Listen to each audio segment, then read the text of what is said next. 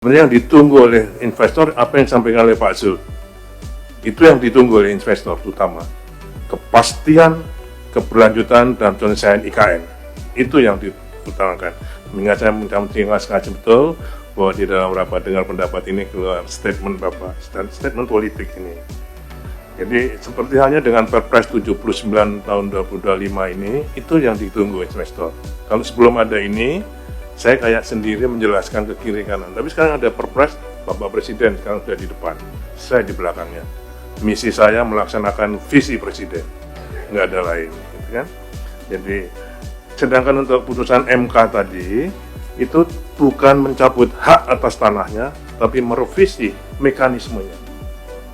Jadi kalau yang Undang-Undang 21 dari 2023, contohnya HGB, satu siklus 80 tahun diberikan langsung. Nah, direvisi itu menjadi 30, 20, 30.